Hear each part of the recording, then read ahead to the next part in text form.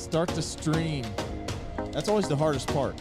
It really is difficult sometimes. It makes you question your work. All right. That's what it does. And here we go. Ladies and gentlemen, welcome. That seems to be pretty good timing right there. That's outstanding. The Evan and Nader Show presents the Red and the Blue Soccer Chat. That was perfect. That was perfect, man. Yeah, there you go. There's the crowd. Ladies and gentlemen, we are back.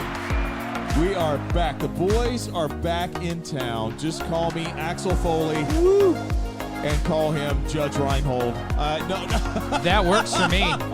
No bananas in the tailpipe no tonight. Bananas in the tailpipe. Ladies and gentlemen, thank you so much for joining us tonight. It has been a long time. It has. It's been like 6 weeks, I think. It's been like the last show was March 5th, and we were early celebrating the Ides of March, which definitely came. Right.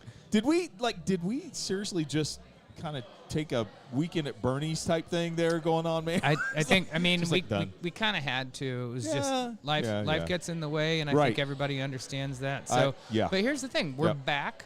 We're back, and we're ready to talk about the mediocre magnificence of both of our clubs. Kind of beautiful game, I guess you could say. Yeah, and this is going to be an abridged version tonight, guys, because I am going to be heading home and hanging out with Mrs. Blue for a while because it's just Had a kid. That's what been a you week. gotta do. It's been a week and a half, and so we'd be done by now. Oh yeah, we'd be done by now. We'd be having the post drink. Yes. The celebratory drink. Right. And yeah. So we're gonna get right into it. Let's do it. Let's talk about. So I think the last time we were here, goodness, you were going into the FC Copenhagen match. You won that. Yeah. You beat Leicester 1-0. Kind of. It was kind of meh. Honestly, there's been a lot of from both of our clubs. Absolutely. But your puts you in 6th place, and our puts us in 14th place. So, but you advanced in the Conference League. Good on you. The Arsenal-Chelsea match, I mean, it was 1-0. Honestly, I just thought it was boring. I don't think either team really went for it. It was. Kind of the same thing with your win over Tottenham. Sure. Nothing real special. Nope. A draw with Brentford away. Which I've got something to say about that, but go ahead. Go ahead. Let's. Here's the thing. I think Enzo Maresca is thinking too much. I think he needs to just play our best team, our best squad. We have a month and a half left in this season. The best squad available. The best squad available. Now here's the deal. Why in the world is Reece James sitting and you're saving him for Thursday? If he's fit, he needs to be playing in the Premier League because we have guys, and this is the same thing. Oh, you're saying he should have played against Brentford? Yeah, he should have played. Okay. He should have played. Okay. And here's the same thing that I have. Get some legs in his, get some minutes in his legs because he's not going to need to play in the return leg at Legia. No, he's not going to need to play the return leg at Legia. Legia, there you go. Against Legia. But I have, and this is weird because I'm going to kind of blend what I'm saying with Chelsea with what I'm going to say about Man U. If Reece James is healthy, he needs to be out there. I'm sorry, he needs to be out there. Well, he's your captain, and he should be out there. He's our captain. He should be out there. Yes. And this is the thing that I have against Maresca as far as that Brentford match. It was almost as if he didn't give Brentford the respect that they deserved playing at home. Okay. And that's why I think that we didn't get it done there. Ipswich has our number. They have our number this year. But, once again, if we would have fielded the best team that we had available at the time, I think that we could have at least scored that third goal to at least get 3 points. Fair. This is where I start to kind of look at Maresca a little bit, and I start to say, hey, dude, you've done really good, but these guys need to be either they're fit or they're not. Right. They need to be Premier League ready. And if they're Premier League ready, take a page from City's book. Now, I'm not saying that our athletes are the same as City's, but what I'm saying is that professional footballers should be able to pull it together and play at least in two competitions. You know what I'm saying? Or you're looking up there weird. There's some strange television going on here. Oh, is it an episode of Cheaters? It may be, and it's not just cheaters, but she's watching her husband or boyfriend. Play for the other team, or the same team, depending on how you look at it. I didn't see that. But anyway. And that's cool. I'm not. No. But I got distracted because that is not what I expected to see when I looked up. Good old Chatham Tap. At Chatham Tap. I was kind of expecting honestly, I was expecting the betting show that comes on after everything. It's like, hey, what are the odds? I'm like, this is terrible to watch while I can't listen to anything.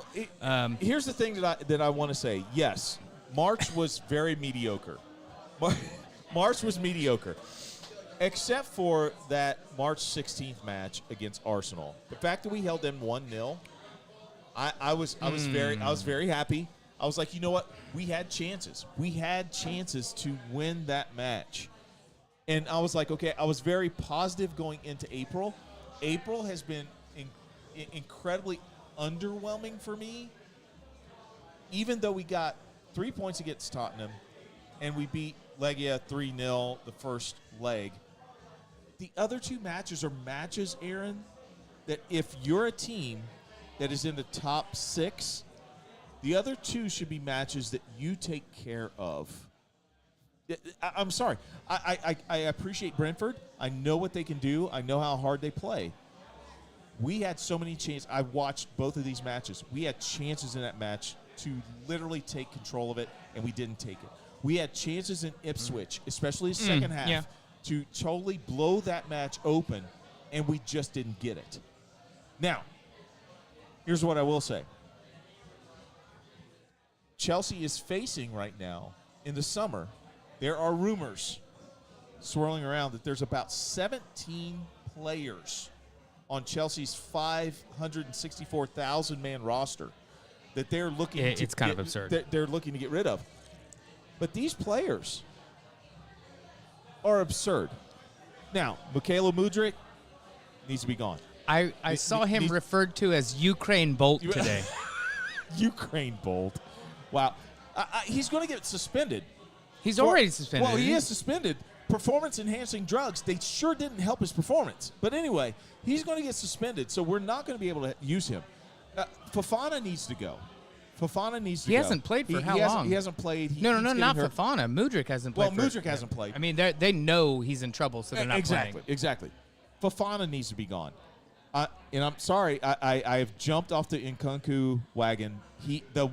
When he played at Ipswich, when I saw him play at Ipswich and Legia, he did not want to be on the field. I feel bad for the guy. And I feel bad for him. When you can't get consistent matches, yes, when you can't get into game fitness, you're just not going to be who you are. And I'm not these people, but I can tell you, as somebody who's played so infrequently over the last few years, and I know that when I get a good run of games, I can play well. Sure. At my level, yes. You know what I'm saying? But for these guys, the margins are that much thinner. Yes. So you need 3, 4, 5, 6 games in a row to really get to that point. And some of these guys just don't have the durability. Luke Shaw for United, when that guy gets 10 games in a row, he's one of the best left backs in the world. Yes. But how long has it been since that's happened? It's the same thing. Nkunku, he needs to go back to a slightly lesser league. Yes. And not have the pressure on him. And that, in those three, I would be okay. Ben Chilwell, we need to figure out. We need to pay him off. We need to get rid of him. But the two players that shocked me, Noni Madueke, who you can see is positively no. I hate that they're thinking about trading him. Oh, they're thinking about trading him. I'm like, this guy has. Well, this is the problem with having so many players that when you bring guys in, you can't give them an extra season. Right. But here's what's going to hurt. What's going to hurt are those people that are sitting in Stamford Bridge having to see, once again, another transitionary period. Because Madueke is not the only one. There are rumors that Cap is up for sale. That literally Reece James could be saying bye-bye. How old is he? It's a good question. I'm not sure. I want to say either late 20s, early 30s. Reece James. Bear with us. He is 25. Oh, wow. I was way out. So he's 25. And he's the captain. Dude, listen. I'm serious. I've been watching the blogs and everything. Literally, they're thinking about putting him on the block because this is why. The new restrictions and everything like that, in order to get the cap down to where it needs to be, he is literally pure profit if we can get rid of him. That's the thing is, that's a shame, guys. The rules that have changed from FFP to I think it's called PSR now are well, it just changes how you approach it. It used to be pure profit. Now it's there's a lot more things, and it may be the better way to go about it. But I just don't understand that. Why would you trade? And I'm serious. Well, you're not trading him. Well, no. Why would it's you get not rid like of him? American sports. Well, I know. Well, the reason why you get rid of him is because he clears space on the books. Right. But in a way that makes a huge difference, and United are dealing with this right now. But would you want Chelsea fans out there? Would you want anyone else at right fullback in perfect condition than Reece James? Oh yeah, absolutely not. No, you would not want anyone else. So why in hell in your current team? Is that what you mean? In my current team. Well, okay. When he is well, but fit, that's more a statement on the fact that you guys have 500 and fucking players and don't have a backup right back. But why are we looking? Why are we looking at getting rid of him instead of multiple people and allowing us just to continue to gel as a team? This is what I'm fearing. It's going to go one of two ways, guys. And then I'm done talking about it because I'm so upset about it. It's going to go one of two ways. Either we keep Reece James and we sell off a lot of other people, and I'm upset about Madueke. I'm upset about it. But we allow Reece James to stay in Chelsea. He is a Chelsea guy. I mean, he's been at Chelsea since the beginning. And, yes, he's only 25, but the guy has solidified himself. He's played under Roman Abramovich, so he knows what this – I think the big issue is he can't stay healthy. And he can't be a captain of your team if he can't play. He's not as bad as Fofana. That's what I'm saying. And I think that's not the point. Fofana's never going to be the captain of Chelsea. I understand. But I'm saying that Reece James, with this squad, I believe if he is able to play, he can remain healthy. This was what Gary Neville realized toward the end was that he's 25. Yeah. Which is all the more reason to be like, I can't stay healthy. I'll read that. No, it's not, Evan. It's not about being old. It's about recognizing that your body's maybe not built for this team, this league. Gary Neville held it down at right back for England and Manchester United for over a decade. Yes. And he got a bad injury, and that injury begat other injuries. And he's the captain of the team. But he's not playing. And he decided to just walk away. Reece James is young enough where he can walk away from Chelsea and perhaps go to Inter Milan and reinvent himself as a wonderful right back. It might get him back into the English national team because he's not really now. I have one question to you, though. Please, go ahead. You were pleased. You said earlier you were pleased with the result Chelsea got out of the Arsenal match. Yes. Losing 1-0. Yes. You may or may not, I'd have to look back, but you were either 5th or 4th place in this match. Yep. And that was okay to you? Here's why it was okay. Would Desi be okay with that? Oh, my God. Desi.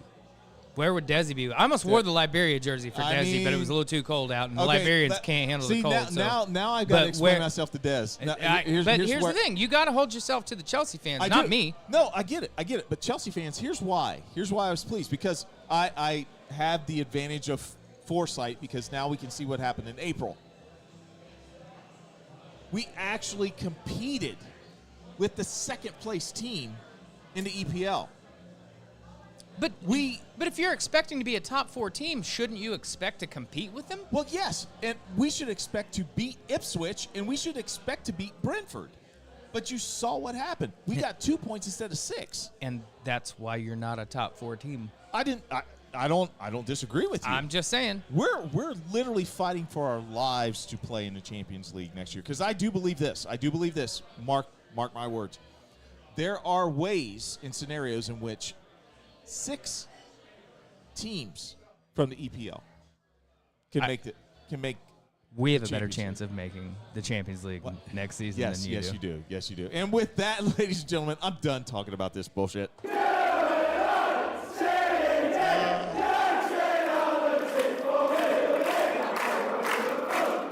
And I'm going to play this too, because I got to play it, because this is where I want to talk to you about. Man U, yes. Premier League, as far as this year's concerned, yeah, absolutely not stellar. Yes. Bruno is the undisputed captain, leader of this team. Oh, he's the best player on the team, hands down. Player on the team. And before I ask this question, yes, we hold have on, it is halftime. Halftime. As a reminder, as you can see on the crawl, the Chatham Tap will open at 10 a.m. on Saturday. No breakfast, normal menu. There you go. But 8:30 on Easter Sunday. Hey! And Jeebus would totally approve of the breakfast that gets served here. 6 pound, 7 ounce. They are virgin eggs in everything. Virgin eggs. And both Chelsea and Manchester United play at 9 a.m.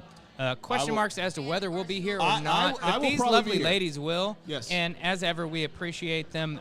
Sorry for the delay, but as I've always said, if you got a crew to make money off of it. We'll fit in around it. Make that money. Like a spoon hug in bed at night, we will fit around you. Wow. I feel violated. You shouldn't. You shouldn't. I mean, maybe later. I've been there before. So, here's my question. Question away. Where is Bruno's psyche right now as captain of this team? You spent, I believe, you were captain. I never captained my college. Okay. Until the final game of the season when all the seniors captained. Okay. I was never entrusted. I was not exactly. You were hothead. The personality to be a captain. I did captain multiple teams after. Okay. That I ran, which made it pretty convenient for me. So where is his psyche right now as captain of this team? And also, would you hold his feet to the fire for not pressing the boys after that showing at Newcastle?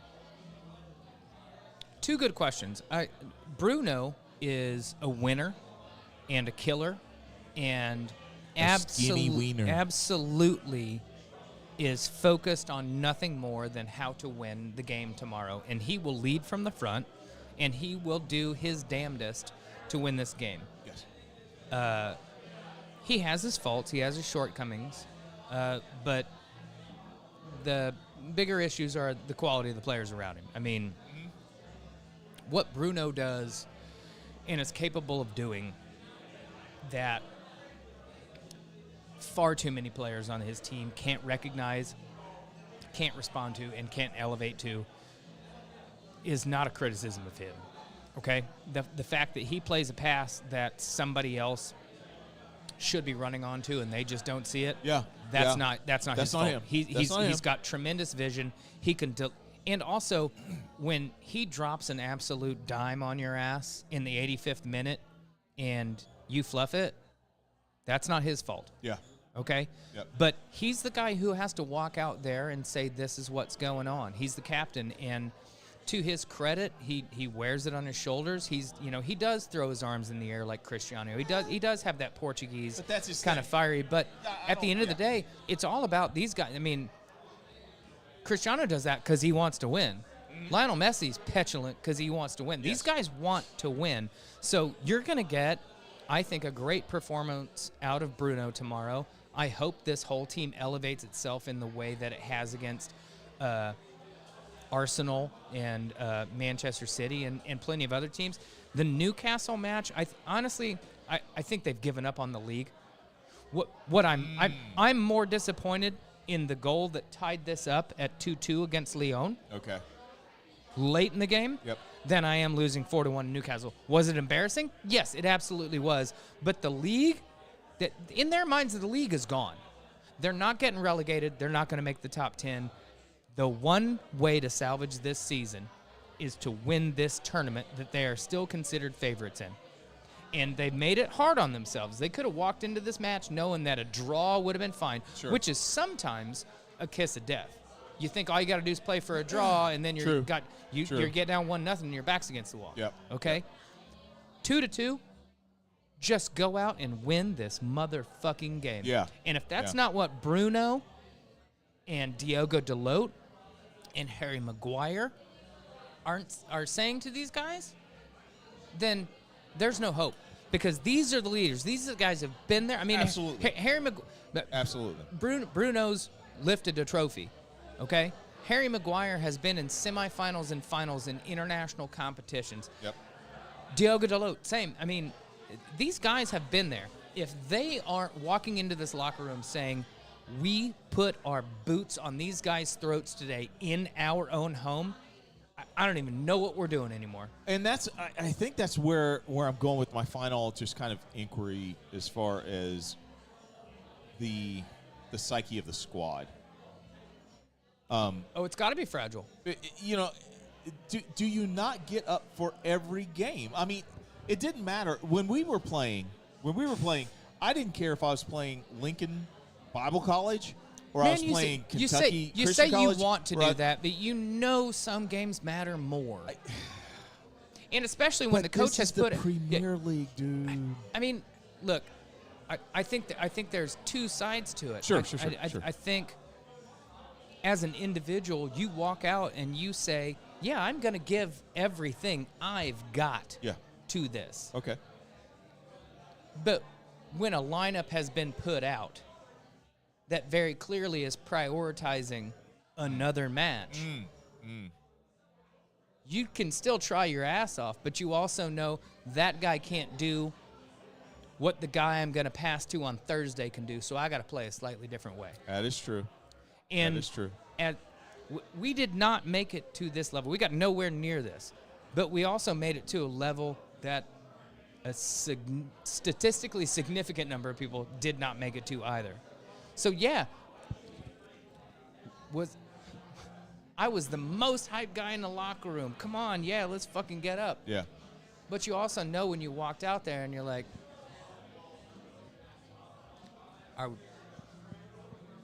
who are we playing? Yeah. And, it's like, oh, man, and Casey's you know not in goal, so I can't score as many goals. Maybe I didn't make it to the next level because that's not the correct mindset. I will take that criticism. If somebody comes back to me and says, you know what, you do have to treat every game. Well, I did treat every game like that, but once I got on the field and realized I wasn't given the same tools or I wasn't playing the same level of competition, then you do have to adjust your game. And if you don't see that amongst these top-level players, that sometimes you're like, why aren't they performing? Well, maybe because they're feeling these same feelings. They're like, you didn't put the same people around me to allow me to utilize my tools and exploit their tools. Or Good point. You've made it clear that this game's just not as important. And as a manager, you have to make decisions like that.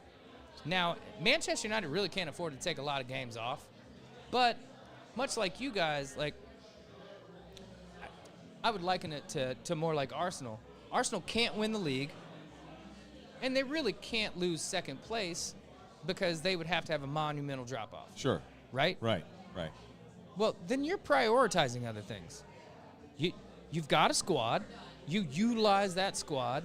This weekend, if they don't walk out against Ipswich, I think that's who they play.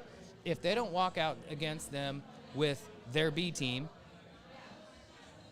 they're stupid because they need to rest the best players on their team to make sure those guys are ready to go. What if Odegaard or Bukayo Saka takes a bad one against Ipswich? Yeah. it hurts them. Now all of a sudden you are diminished against PSG at a point in the season where these are the fine margins, right? Champions of Europe. Arsenal can't win the league, so the Champions League is the thing. It is. You got PSG, you got Barcelona, you got Inter. You are in rare air. Good on you for beating Real Madrid in the way you did. I will give your team props. Absolutely. I don't have much good to say about you, but I will give you props. You went out and did the business. Yes. Absolutely. You'd be stupid to risk players against Ipswich, who are in relegation territory. Yes. When it doesn't matter for you guys. It doesn't. Anymore. It doesn't. And this is the thing where like every game matters. Well, no. I mean, in the business end of the season, every game doesn't matter. Yeah. You got to begin looking at this from a professional perspective, and not from a fan perspective. I get what you're saying. Because Odegaard doesn't need more minutes. No. Bukayo doesn't. Well, actually, he's coming back from injury, so maybe he does. But I mean, most of these guys don't need more minutes. Right. So what are we doing? Yeah, that's a good point. That's a great point, man. That is. All right. Yeah. No, I agree. Yeah. Moving on. We're gonna run through this pretty quick. All right. Are we going? Are we coming home? So. I'm just not really. I don't really want to talk about Panama and Canada. I mean, it's embarrassing. The whole gambling bullshit that's on ESPN, it's nothing. Yeah. It just isn't.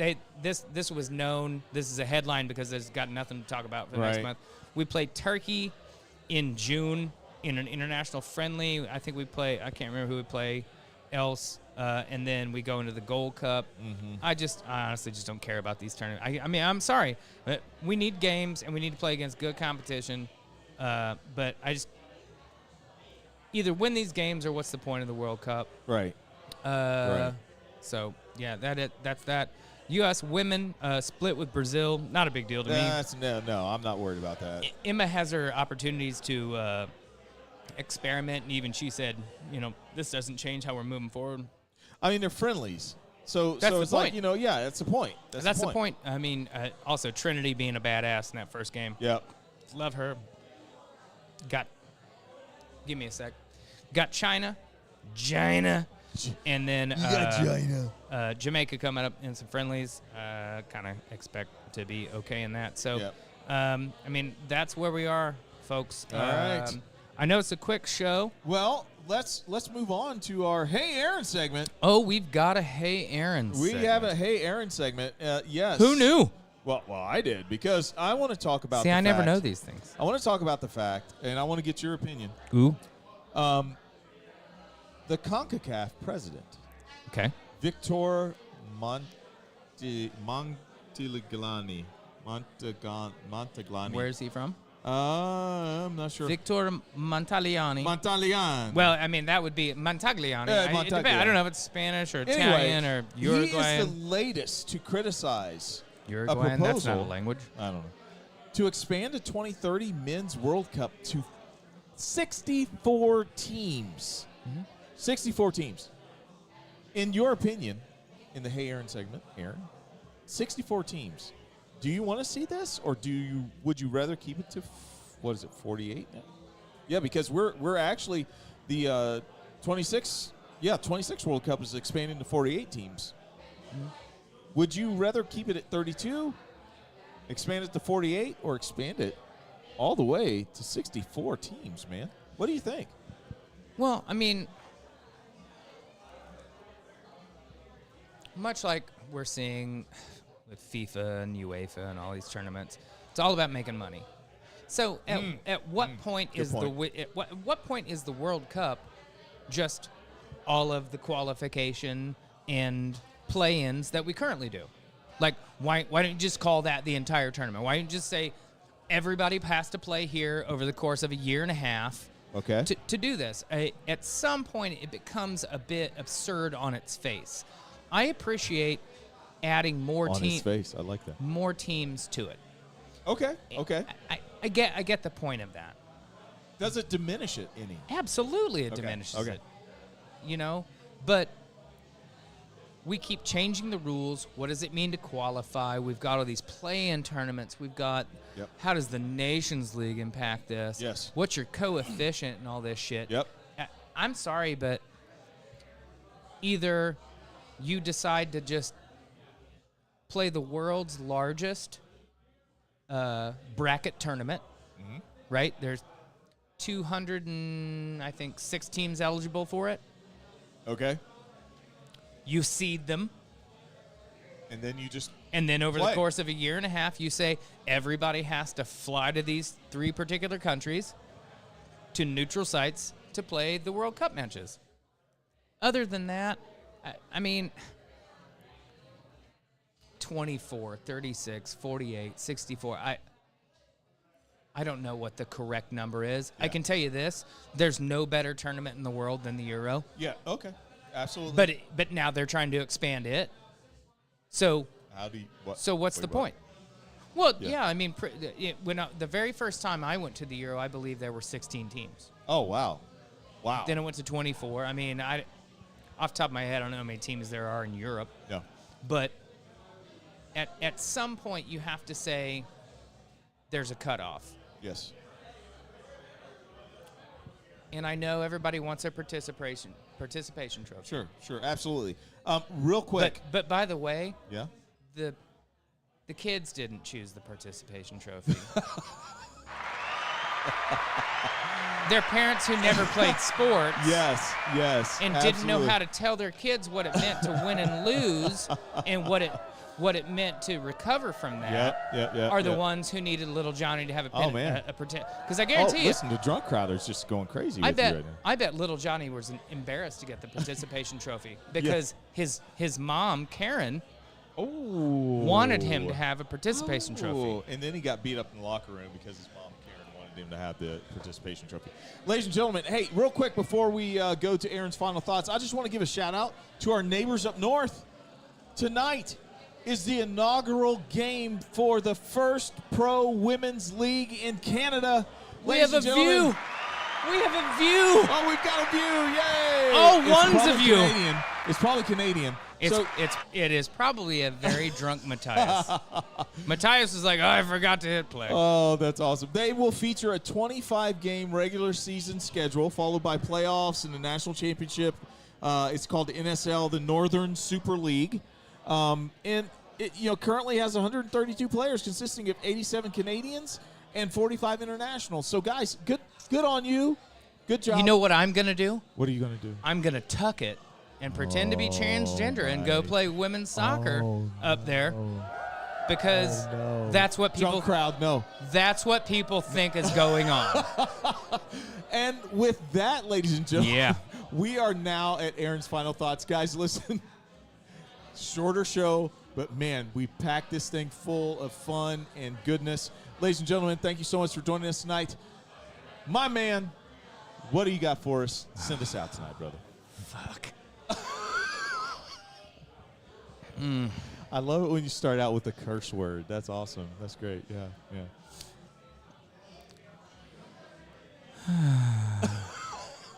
You know what I got? What you got, man? What you got? I got the fact that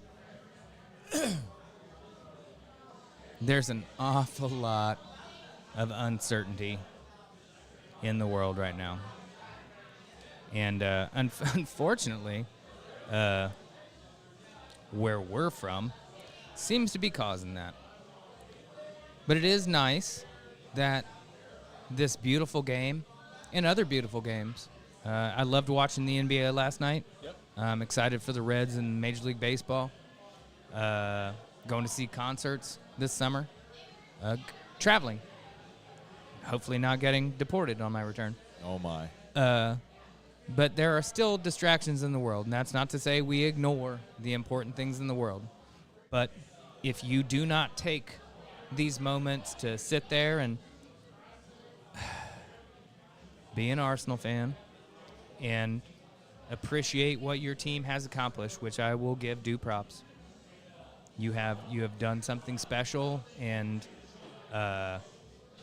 for your sake, may it continue. But enjoy it. Relish these moments because some of the heavier shit in life does seem to weigh. And it's these respites that give us hope and replenish us for the fight ahead. And remember that sport went on in spite of horrible shit going on in the world. And it will continue on in the face of this.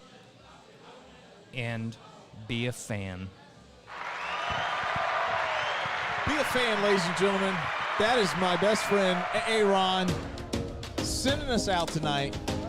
Yes, drunk crowd, absolutely. Guys, listen, thank you so much for joining us tonight. It is a time here in the United States, but we love everybody. Hashtag Black People Vote. Hashtag fuck fascists and hashtag say gay.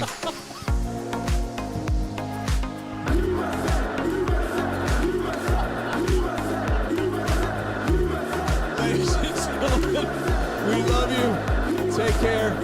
See you next time. Peace.